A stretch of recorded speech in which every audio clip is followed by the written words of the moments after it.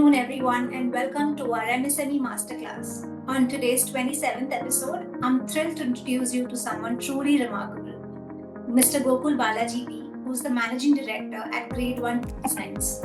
He is an experienced steel manufacturing expert who can bring long-span pre-engineered structures to life. Back in 2018, Gokul took the plunge and founded Grade 1 Designs in Coimbatore. Since then, he's been on a mission to infuse innovation into every project, whether it's an industrial marvel or a dreamy residential oasis. Welcome to our MSME Masterclass, sir. Happy to have you on board. Thank you for the nice introduction. Okay, so since the topic for today is steel material selection and quality standards for solar applications, we will move on with our first question, which is to do with environment and sustainability. So if Gokul, you can share with us the considerations that influence steel material selection and manufacturing process.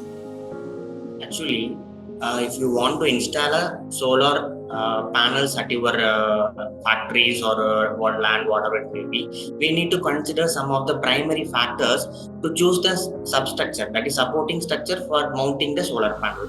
So it's mainly done with the metal like steel, aluminum, whatever it may be, depends upon the usage and purpose and the place of suitability. Whereas if you're considering a steel component as a major, we need to consider the parameters such as strength, corrosion resistance, and the type of bendability and the material suitable for weldability. So these kind of the small factors has to be influencing for making the substructure to mount the solar panels. So these are the main primary factors we need to take in account before we are going to make the substructure to mount the solar panels at your locations. Could you also, Gokul, share some examples of how we consider these materials? There are few grades which are available in the market, which is prescribed in the standardization like ASTM or ISO. There are so many different types of authorized peoples are there. So they were prescribing the mechanical properties, chemical properties, and corrosion resistance properties are described in the codal things. So we need to follow those accordance to before we are going to choose the materials for the substance. Okay, so then moving on, we wanted to understand from you as to what are the advantages of commonly used steel coatings and finished products in enhancing the corrosion resistance and durability for solar applications. So there are so many categories of solar coatings like galvanization, like powder coating, painting finish. So there are some categories. Galvanization is a type of process which is made over the base steel core material. So which prevents from the corrosion resistance to the external environments. So external environment, it is a barrier which barricades the external chemical agents not to disturb the base core steel elements. Whereas in powder coating or painting, it is like an enamel surface which prevents the external agents not to damage the steel thickness, because we are only going to have the light sections like 1.5 mm to 3 mm, 4 mm. So it's very mild thickness. It's only designed as a lightweight in order to satisfy the strength criteria as well as the purpose what it made for. So and also we need the durability factor. So once the solar panel is installed, it has to be durable for what the period of solar panel has to be exist, right? So and also the material has to be reusability. Based on considering these kind of factors, we are having those kind of coatings that will explain one by one. So in the galvanization process, we are using the component like zinc and aluminum as external coating agents. So those kind of having much preferably when comparing to other chemical solvents. And in the case of paint, as we already discussed, it is a barrier as a substrate from the external agents to the base core material. And we are having some of the things as organic coatings, whereas we are using the epoxy, polyurethane, which are all having readily available in market. We can ready to install in the site as well. So next one, anodization. Anodization is another process.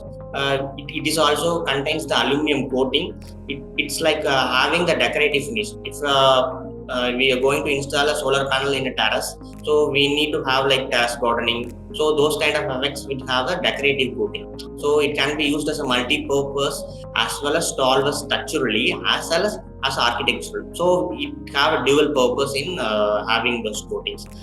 So these are different type of coatings, and with that we have some of the factors which are influencing what kind of coating has to be done for the purpose what we made. So it depends upon the cost. Everywhere we are under the economical situation that what should be the feasible economical option to go for. So first we need to consider the cost, the pricing, total quantity what we are involving in the project, those has to be installed. Then maintenance. Once it has to be installed, everyone feels that it should not be maintained for a long time. So for the 5 to 10 years, we need to have a maintenance period. That will be more feasible for maintaining those substructure, because if you have a regular maintenance, it involves cost, it will involve manual labor and everything. So in order to minimize, we need to choose the maintenance period will be of 5 years to 10 years. That will be much better.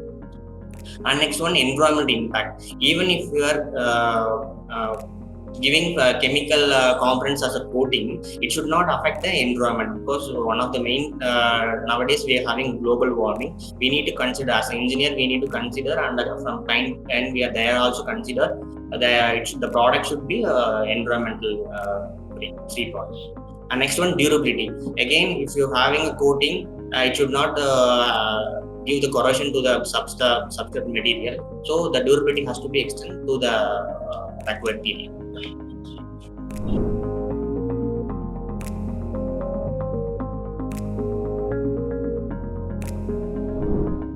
So we understood the advantages of these steel coatings for corrosion resistance and durability. Could you also share with our audience what are the limitations for these products? So if you consider limitations, if you give the paint coatings, it should have some limitations in the external corrosion agents. Like if it is going the project in a seashore area, the content of saltiness will be much corrosive than the regular place what we have. So those kind of areas we need to have some different kind of epoxy and alloying materials as a combination to in order to overcome the heavy corrosive agents in the coastal regions. Okay. Also, could you elaborate a little on the concept of life cycle assessment, which is also called LCA, and how does that apply to steel material selection? Yeah, definitely. Life cycle assessment is one of the major thing. Wherever the process or the material, we need to consider the life cycle assessment. It is systematic analysis. We need to derive a data from the major different factors, and we are arriving the total life cycle assessment of this particular product or a material is like this. So we can we can suggest and we can use the product for our final project. So it depends upon. All the materials we are all extracting from the natural resources, and we are using as a product or material or a source of project, and we are returning back to the nature. This is the project. This is a total life cycle assessment. The total life cycle is defined as we are getting a material from nature and we are using, and we are processing it, and we are making as a product, and we are giving back to the nature. So from the collection of raw material, so whatever it may be, like it's coal or iron ore, chemical compounds like zinc, chromium, magnesium, whatever it may be, what are all the we are using as a component in the steel structure, those are all readily available in natural resource, and we are getting it, extracting it, and we are making a process and we are giving back. So initial stage of life cycle assessment is a factor, that raw material extraction. So we are extracting the iron ore in the mining regions, and we are processing it to the suitable requirements. What kind of material and what kind of sections we are using for the solar supporting structure, like that. And next one, manufacturing process. We are collecting the iron ore from the mining, and we are making the process to make it usable material, because naturally available iron ore contains more number of chemical components or external agents which are not required for the steel manufacturing process. So we need to segregate the materials from the collection of raw materials, and we are adding some of the materials are not readily available in natural resources. So we need to understand the engineering process, and we need to add some of the minerals or chemical components which is required to make the steel sections. So that is the process which involves from mining, smelting, and shaping. We are going to shape the product to the requirement of the consumers or the customers, what they required for. And also we need to reduce the consumption of steel from the total overall quantity. And next one, the product use. So the product use, if you say the lifespan. So if you're going to extract the raw materials and we are converting through the manufacturing process and we are using as a product, the product should have some reasonable usage time. So that will be more beneficial to the commercial aspect as well as the consumer end. So we need to design a product in such a way that it should have some durability factor to extend the product in such a way that it has to be in a streamline. So that is very important. So it should not have easily reacted with the external corrosive agent. That is point number one. And it should have less maintenance. So then only the people will extend the product to the durability factor what we consider. So next, then the end of life management.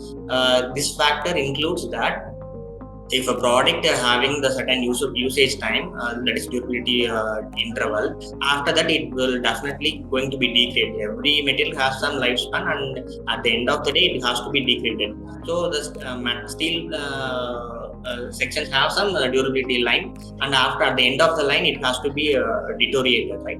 At the end of the time, so it has to be recycled. The components which were extracted from the nature has to be given back at least to 90%, returned back to the natural resources. That is what our conception. So if it is 90% to 95%, then it will be good. So we are using the product and we are returning back to the natural resources. So the net natural resource will be uniform throughout the human population. So these are the factors. So based on these factors only, we can able to assess the life cycle assessment of the material. Could you also share with our attendees what are the implications of life cycle assessment for sustainability and long-term performance? Sustainability in terms like if you're choosing a material which is readily available, which is near to the our thing, it has some sustainability factors. So the material which is readily available in our localized region will have the greater potential to resist against the environmental agents which is present in our situation. So that is one of the main reason to assess the life cycle thing, and we are pretending the particular material what is suitable for our application. Got it. Can you discuss the role of alloying elements influencing the mechanical properties and overall performance of steel alloys that are needed for solar applications? Yes. If you are going with alloy, definitely we know that from the natural core element like iron ore is completely different from alloying. Alloying is a mechanical process that we are adding a different kind of metal and infusing, and we are making as a strong and tougher material when compared to the base core steel material, because the base core steel material is a combination of minerals based to get the metal, whereas alloying is a combination of different kind of metal infusing as a new metal. So it has greater strength as well as corrosion resistance. So these are some of the factors which are influencing. We will see one by one.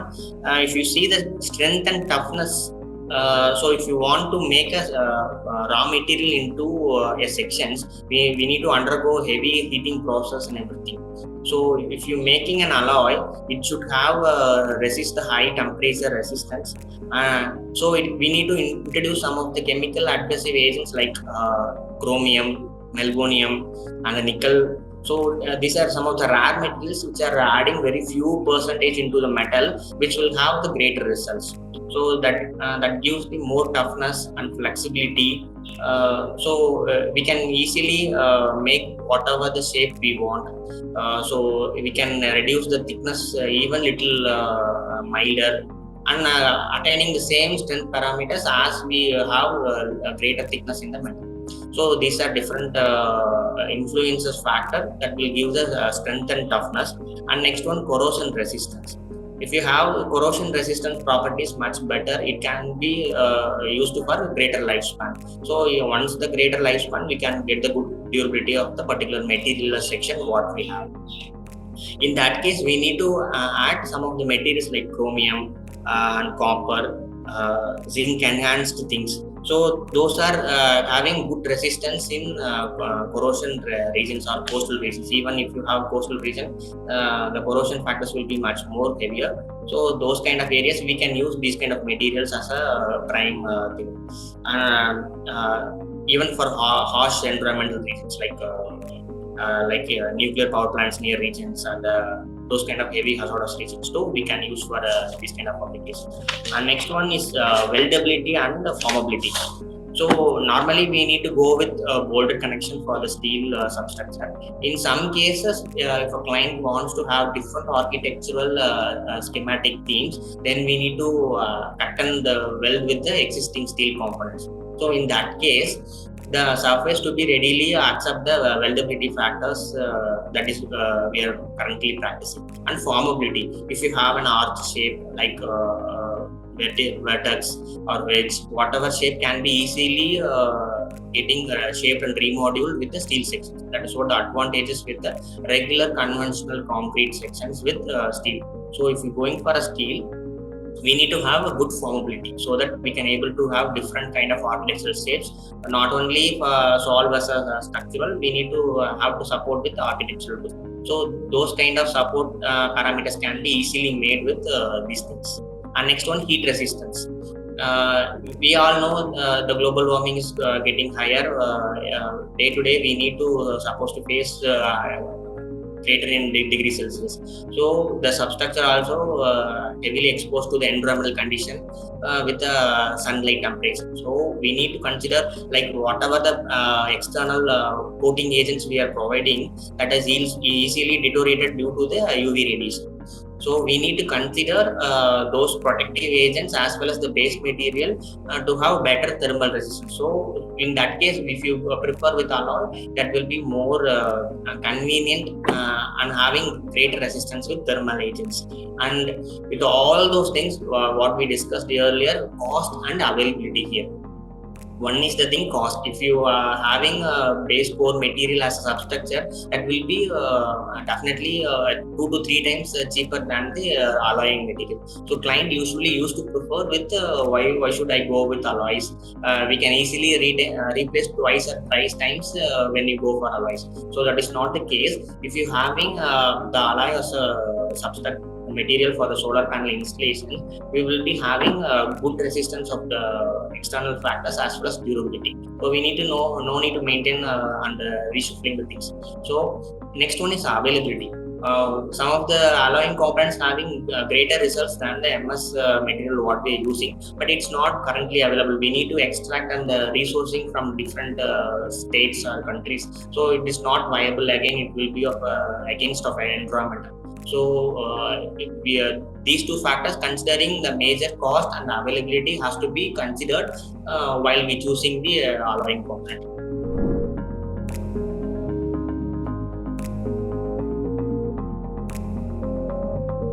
Got it. Very well explained, Gokul. Thank you so much for that.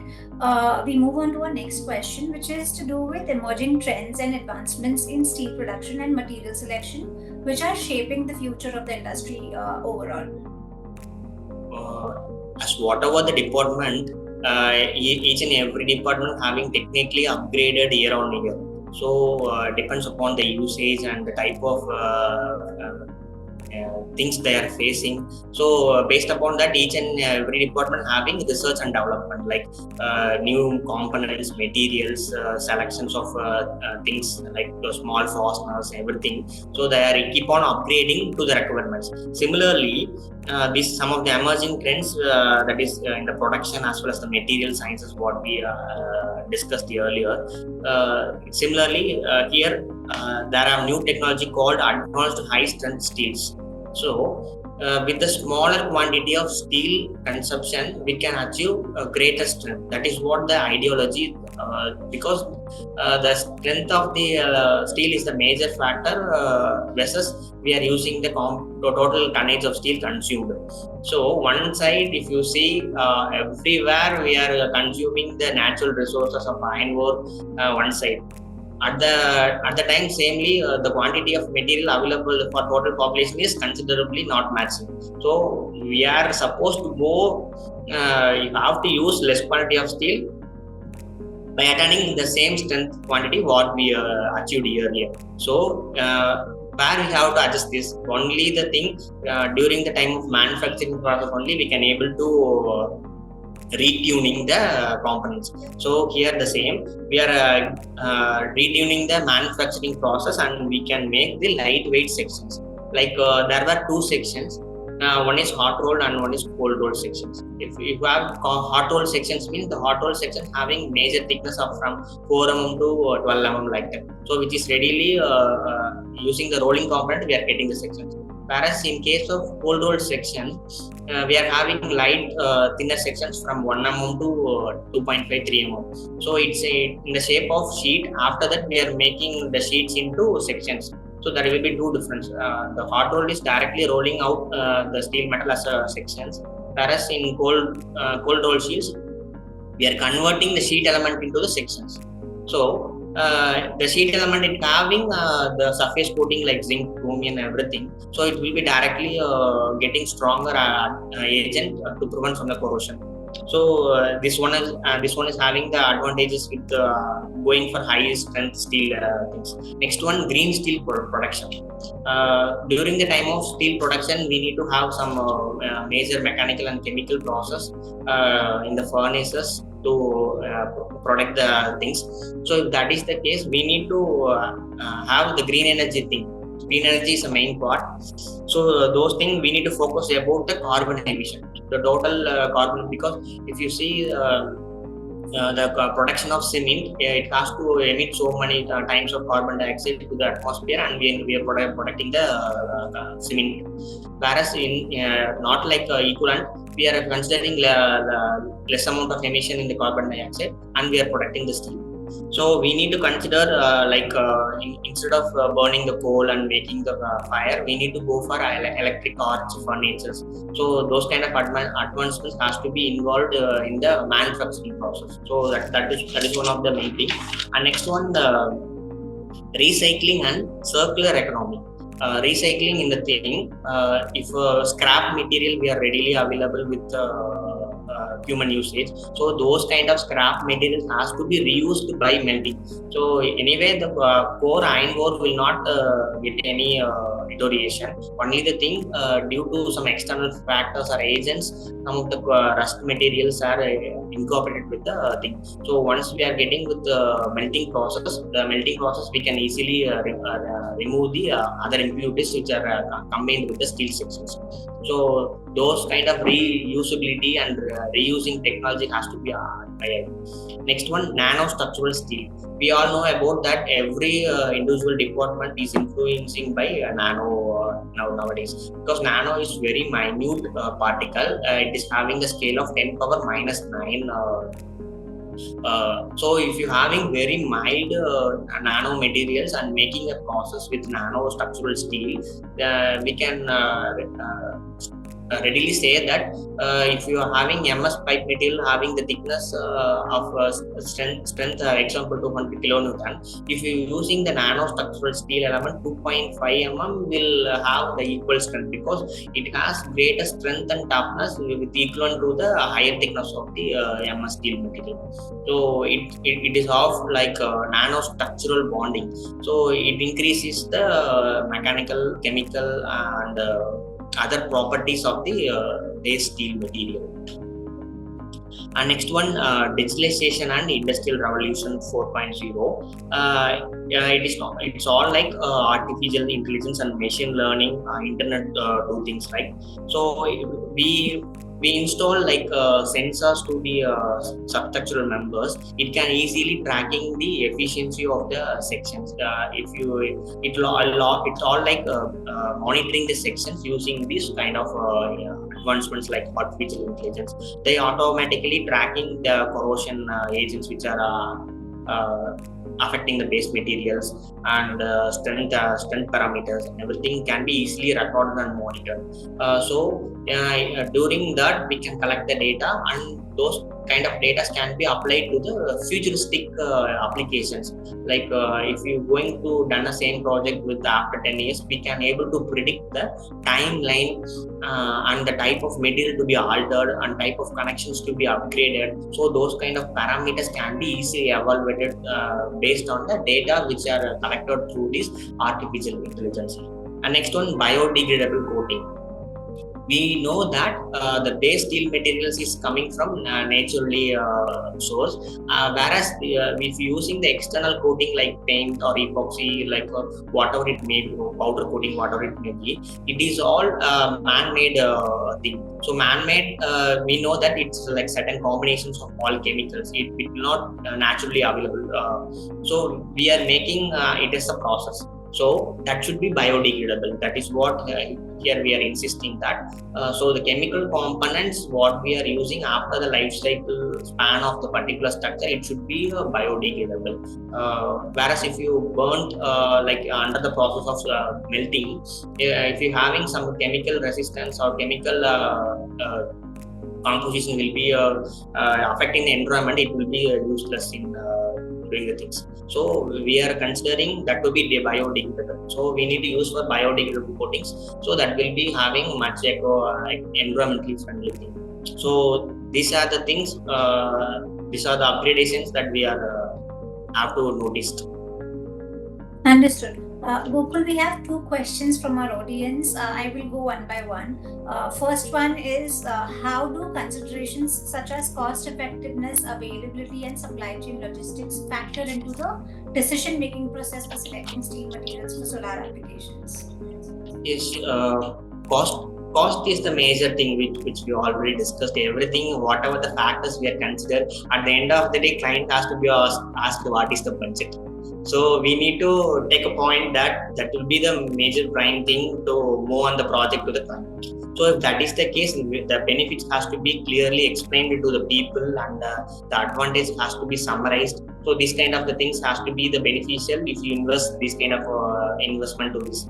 So they will come to understand that okay, this will be valid for the product what we are getting and versus the cost. So that will give the cost effectiveness of the product. And also from the manufacturing process also, we need to think twice or thrice before manufacturing the component, whether it will be feasible or it has to be affordable to the client what the end user having.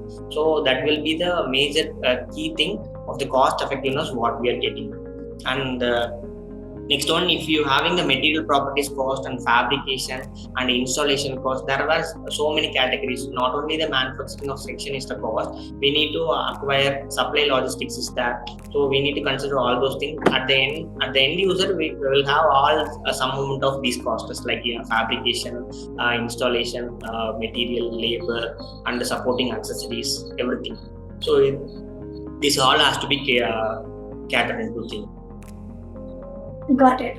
And the second question that we have from our audience is, how is grade 1 designs incorporating some of the best practices that exist in the industry? Yes, actually we are dealing with solar installation on the rooftop as well as ground mount solars. So we are considering the standard procedures which is prescribed in the ASTM as well as ISO or ISA, whatever it may be.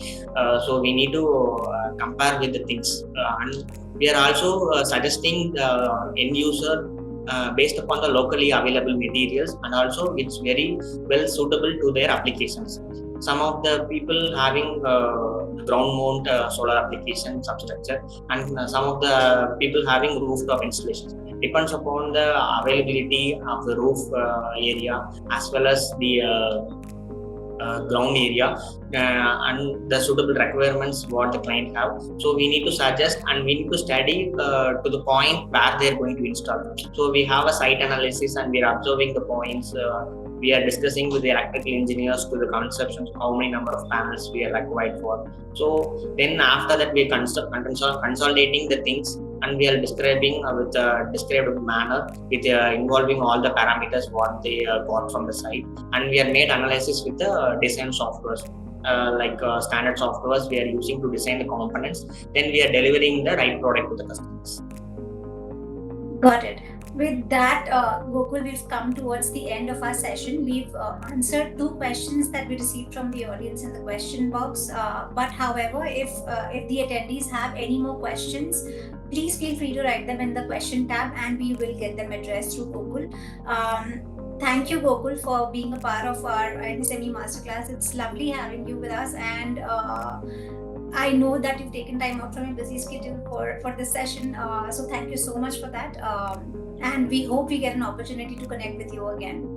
Yeah, definitely. Thank you for the nice opportunity. I too very feel proud to have this session. Thank you.